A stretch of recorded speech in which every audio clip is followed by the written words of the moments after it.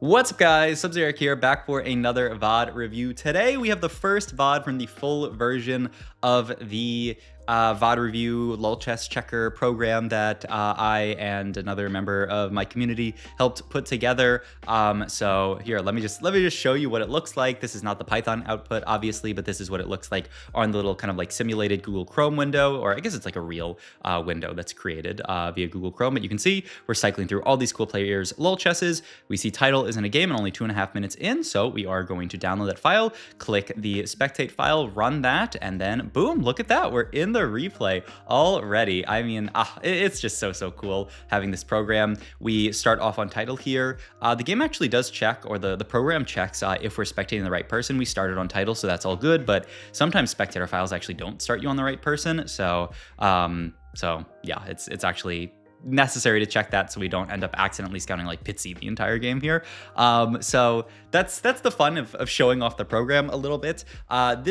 I will say this is like kind of the final version of it, but this VOD is actually not on the final version of it because I added some stuff this morning, which I'll talk about later. So we have an interesting start, right? We have a Trist, we have an Urgot already. We have items that I think make a lot of sense to play Trist Urgot. I'm thinking like Titan's Resolve Morello's here, leave the cloak open for BT. We have the Duplicator as well. So I thought Title was just going to play an Urgot Tristana game from this spot. Investment strategy seems good enough. Scale up your Urgot, make him tankier. But Title actually, he has one Singed here, so he immediately rerolls both of these and actually takes the Singed and says we're playing Chem Baron from this spot, which is a bit insane to me, honestly. Chem Baron in my head is like a fine line. I mean, not even really that fine of a line, like a pretty bad line after the nerfs to it. So I'm honestly quite surprised that Title really wanted to play this line from the spot. He has the +1, obviously, and so he can start off with 3 Chem Baron from 2-1, but will that be enough? I guess, you know, only time will tell. We'll be able to see here. We've had a really strong board to start off, so obviously not killing a single unit here. I mean, our board in general is probably not going to kill a single one. You do see Title just moving all of his units onto the same side, so if somebody has like a really weak 1-star, maybe our Trundle and our Singed and Renata can take it down. Yeah, we'll see, but probably not. But yeah, the other piece of it that I guess I wanted to talk about is that this is most of the program. Someone in the comments of last video actually had a really good suggestion of you should every 10 minutes or something just scout the entire lobby, just click through everybody's portraits, and then you can pause when you're actually doing the VOD review and use that as a way to say, oh look, here's everybody in the lobby, which I thought was so smart. So I did actually add that to the program, but it's not added for this current version. It's going to be added in any future VODs. I guess starting tomorrow is when you'll be able to see that part of it. So that's something that you'll see tomorrow. So for now, we're just going to be on Title's POV, which is good enough. I think getting to see all the things the Title is doing, moving around, what units he buys, all that kind of stuff is great here. Title's actually going to make the slam here of the Titans and then the Rod onto the Powder. Still Titans, and then with BT potentially open here, we do have really good slams for these AD Bruiser type items. They're going to have to basically go into Smeech here. So he's saying like, I want to play around Smeech as main carry here. Sword seems like a reasonable pickup, yeah, for either the BT or we could do something with the bells, but I don't really mind a BT Morello as our slams here. So yeah, it was actually a pretty bad slam from Title in that we slammed all those items and we still didn't actually kill a single unit. So it's actually just kind of a straight up mistake from him because we didn't really get anything for slamming those items, and now we have them slammed. So yeah, we have to sell the Trundle here because look at HP, right? We have Pitsy here is at 8th place, 1 HP below. So Pitsy's also playing really hard for Lost Streak.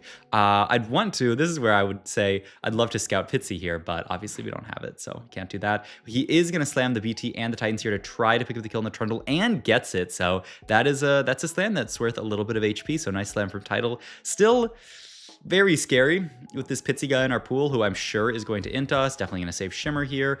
We do also pick up the Smeech finally, so that's a really nice pickup here. But we also, with this pickup, can either... The only way to make 40 gold would be to sell Powder, but then you can't Chem Baron a unit, which feels bad. Then you're not for Chem Baron. So I guess we're just going to have to not make gold here. We fight Fan the Kiki here, so we do not fight Pitsy, which is really fortunate. And, man, I mean, this Smeech does do a good job of Smeeching all over the place and actually picking up a kill there. Smeech is really good at that. So we pick up the 1 kill, which is nice to save us a little bit of HP, and we keep our 5 loss here. Looks almost like Pitsy full open there because he's 68 HP. I would not not be surprised if he did. So, I mean, I think that makes a lot of sense. So we actually, I think, really high rolled by not rolling Pitsy at all this stage. And yeah, we have our 5 loss here, 145 stacks. The only thing is that, Chem Baron has been nerfed pretty hard in the patch prior to this current one. That's a Rennie as well though. Wow, okay, so our Chem Baron start is really starting to heat up. We have the 5 at this point. I mean, maybe honestly the fact that we have 5 Chem Baron in 3-1, this might be enough to really get us into a crazy spot. We'll see. Item wise here, we still have that Morello open if we wanted to make it, and then you can go something like, it'd have to be like Morello Renans or something, which is a bit awkward. We could start looking for other kind of AP items. We do have the Nashers open if we want to start building items for our Silco, and then we'd be looking at, I mean, even QSS seems pretty reasonable here. We do finally fight Pitsy.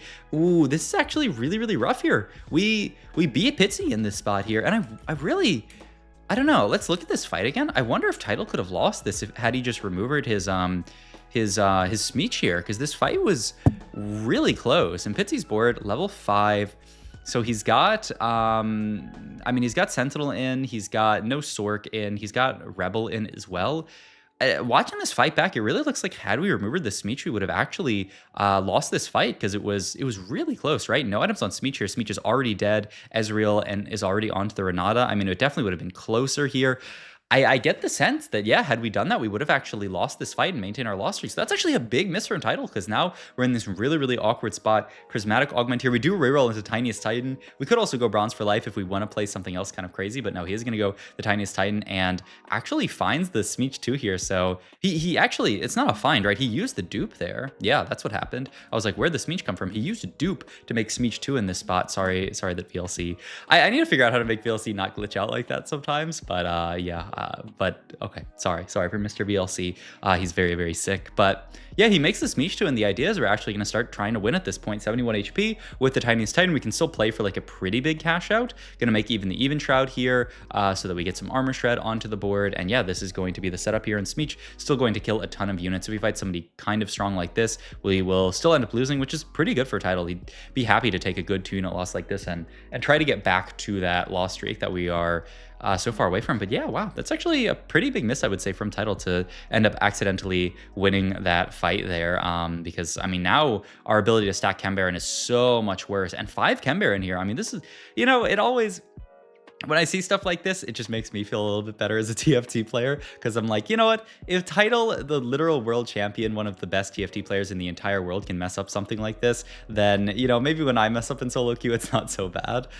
It's interesting, though, that we have this Smeech completely itemized. Title is playing a really strong board here with the Smeech 2, but it's also not a strong board in that we have 5 Chem Baron in. So it's a nice call out from Title to say, you know what? My board is actually strong enough that I really don't need to worry so much about potentially winning fights. I'm still going to lose because I'm playing 5 Chem Baron. My only upgrade that is significant is Smeech. Does he even have another? I'm trying to think. Does he have another upgrade onto this board? No, he does not.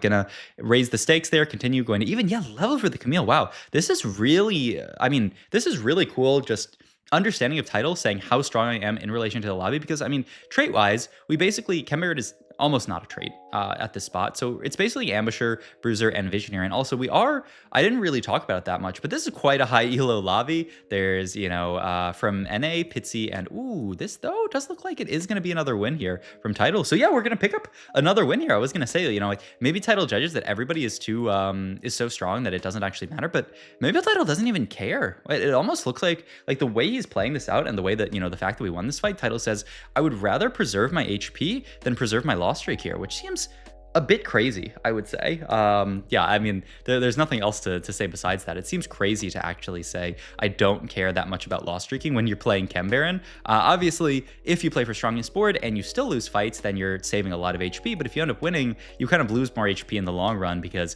now we're at way less stacks. We could be at 300, almost, probably like 350 stacks, probably almost 400 stacks had we full lost here. And, even if we would be, maybe 30 HP less, or honestly, we only beat Pitsy at 3, it would probably be like 20 20 HP less, 32 HP here, we would be kind of like guaranteed winning out the game. But now we're 245 stacks. Yeah, I mean, I would say I'm pretty surprised by how Title's played out this game. Because I mean, it's an interesting game to show off how little small changes can actually change your game so much on Chem Baron. We're gonna roll down here. We do pick up a Jinx actually immediately, so that's gonna be our 5 Ambusher on this board, which is quite nice. Means that we're not gonna be able to play any more than like 5 Chem Baron or something, but I don't think Title minds it too much here. He's gonna finish the Hodge off. He does have the red buff for Jinx if he wants to make it. I would be looking at that slam, but I think he's saying, this board that we're fighting is pretty weak, and a good loss here would be really good for business, and he's gonna get a fantastic loss here. So nice, no slam from Title. That's our 2 loss here, 265. And let's look at last augment here. Item collector seems very straightforward in a comp like this. You're getting so many extra items off Chem Baron that it feels too good to pass up, but we'll see. Mana Flow and Scrap Crest both seem horrible, so pretty easy pick up here. I would see Scavenger, Big Grab Bag. Once again, because we're getting so many items off Chem Baron, I don't think there's any reason that you would not just take Item Collector here. We're gonna actually continue to roll down here, just looking for some upgrades to pick up another Smeech here. So this is a smart way to play around Chem Baron, to just play Chem Baron into Vertical Ambusher. A lot of people are really rating this Vertical Ambusher comp a lot higher these days, just saying like, you know, the power level of Echo is so high these days. Smeech is actually not bad anymore. Camille is still like kind of in the dumpster, but Echo and Smeech are quite good carries. We do take another loss here down to, or up to 320 stacks.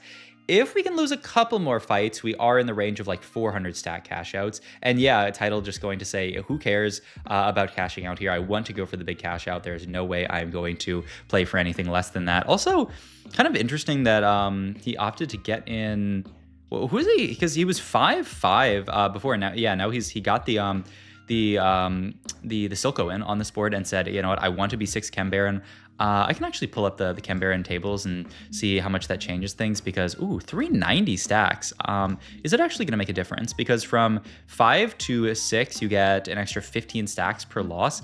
This is only really going to matter if Title's going for a 500 stack cash out, which sounds really, really optimistic. He does pick up the Saviko and Carousel. Does that change things?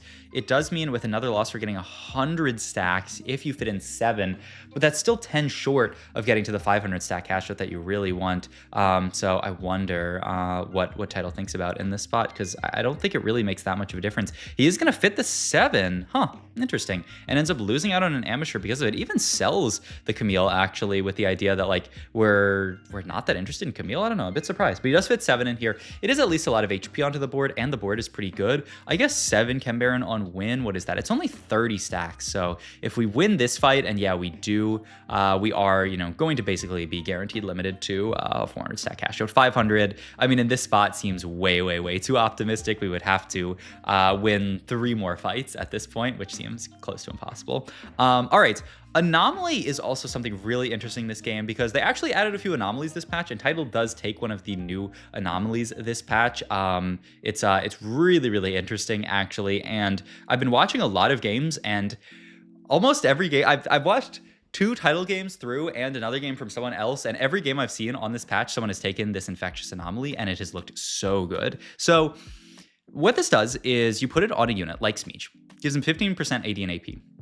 Then at the start of each round, he grants a random ally this anomaly. Now, when I was reading it, I didn't really realize this, but, if say, and here's our cash out, we basically have to take this here. Pretty decent.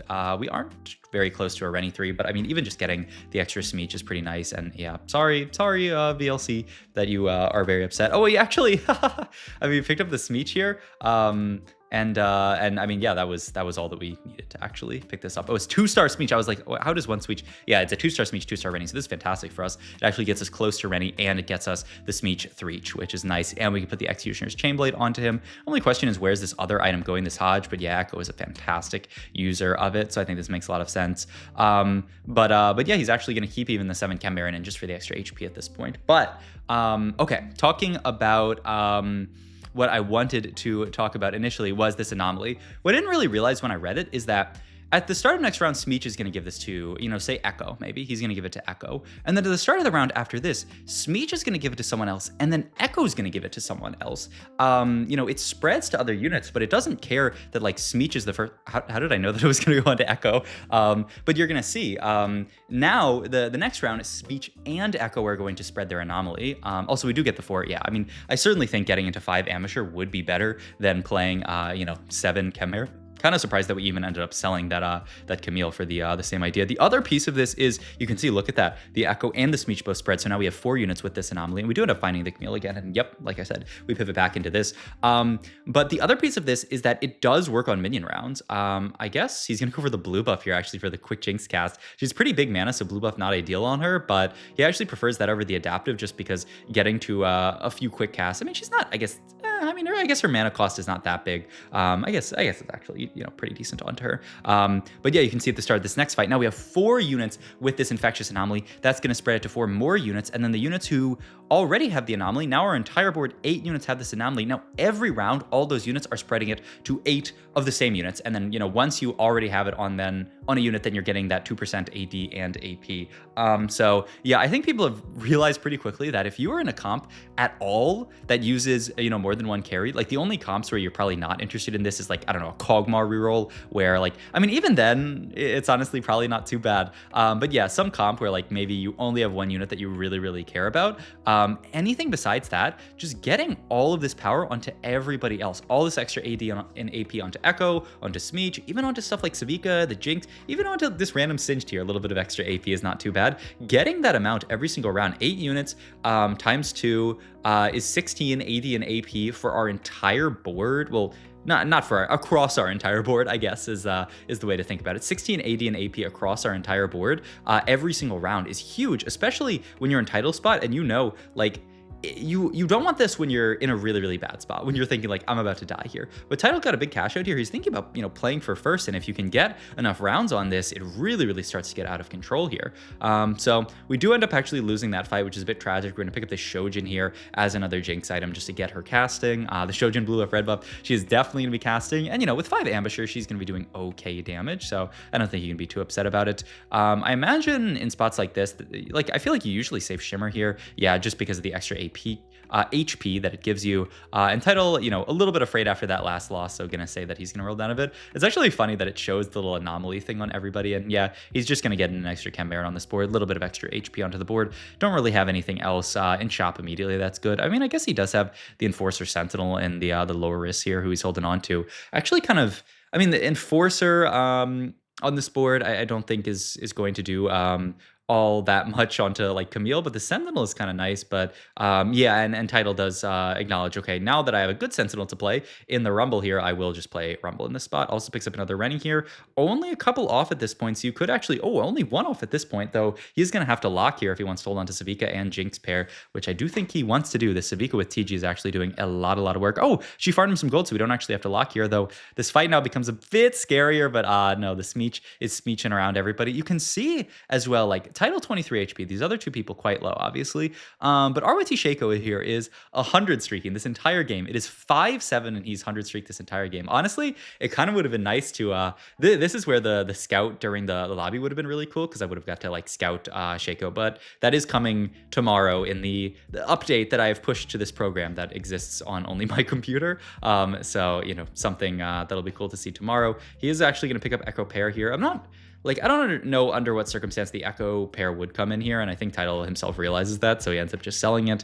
Does Anic Spark is an option, because we don't actually have any MR Shred. He's just going to go for the Redemption, though, just to make Rennie a bit tankier. Okay, this seems fine as well. And I guess our magic damage isn't that high between Echo and Rumble. I thought, maybe, but I guess he just wants to make his board tankier. He does end up, and this is what you can see, right? This is the perfect anomaly for Title's spot, because now he can start actually playing for the win out. RT Shaco 100 streaking, 85 HP. It was going to be so hard to beat him, but now every single round, remember that 16 AD and AP. Now that we've gone level 9, it is 18 AD and AP every single round added to our board. Obviously spread out through the board. It's not 18 for the entire board, but that's still a lot to add to the board, which means you just kind of have this sense of inevitability. We even lose this fight here to Fan the Kiki, but every single round, 16 AD and AP going onto our board, a Rumble upgrade as well that we can pick up if we wanted. Title's actually like in the tank here is thinking, like, do I actually want the Rumble upgrade here? Because I do have 3 really big units I can hit. I can hit Jinx 2, I can hit Rumble 2, but I guess Rumble 2 at this point is not actually the biggest of hits, but then the Rennie is also really big. We're gonna fight Shaco again here, and Title actually just really nerves of steel here is gonna say, I'm gonna win this fight. I don't have to worry too much about losing this fight, so I'm not even gonna sell the Rumble and roll here. I think I would have been way too afraid here, and I would have sold Rumble and rolled here, but he ends up, you know, daring to play for it, and he ends up winning. There's a Jinx on Carousel now, so that's Jinx 2, and Fan the Kiki goes down, and now look at this every single round. I mean, that is yeah, that's a 3-star ready, so at this point, you have to pick this up, and the inevitability is here. We've gotten there. He is actually going to, ooh, look at this, move the Virulent over to the, yeah, this is really cool. We're gonna move the Virulent over to the Echo here, and then move the other items over to our Rumble 2 in this spot. But you can see we have fully outscaled at this point. The fights, this guy should have killed Tidal earlier, because now Tidal every round is getting those stats. He hit the Rennie 3, he hit the Rumble 2, and the 2-star Savika as well. So the board is just disgusting at this point. And so Tidal, I think, is going to have an easy run of it cleaning up this game. We have, I mean, Shago is 50 HP at this point, so we still have a few more fights actually. So we can just see, you know, maybe how capped Tidal can get if he can maybe push level 10. Maybe there's some kind of cool positioning tech that Shaco can do where he can like deal with the Singe. The problem is not the Singed, but the Smeech. It just seems so hard to deal with Smeech though. It seems almost impossible to deal with this guy. So I don't know. We'll see what the next couple of fights look like. But if I was a betting man, I would certainly put money on Tidal in this spot. It's also gaining HP every single round. I don't know. We're getting another like upgrade here. Like it's just, it seems so difficult actually to play this fight out. A third item for Rumble as well. The BT very solid, and we're looking at going level 10 next round. Yeah, I mean everything is coming up Tidal in this spot. So yeah, I think we might see the end of the game very soon here. I mean, our board does get blown up pretty quickly there. That was almost a close fight, and then it wasn't.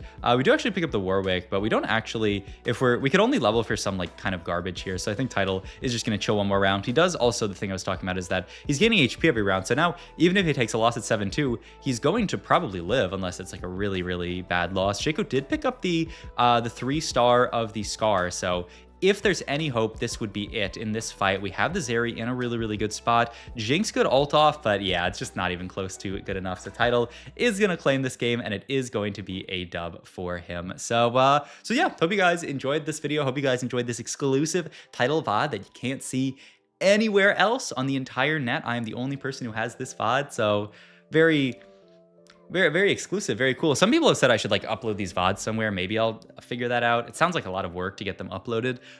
So I don't know. I would have to, you know, figure out what the best way to do that would be. But you know, maybe something we'll do. But thank you guys as always for watching. Thanks everybody who reached out for help with the program. And I'm gonna be using this a lot going forward, because I mean, just being able to see stuff like Tidal VODs like this is so cool. So yeah, excited for the future of looking at new VODs this way. And yeah, also very thankful for my community, about all the people who reached out to help, which is, I don't know, it's so cool. So yeah, I will see you guys in the next one. Thank you guys for watching and for everything. All right, goodbye.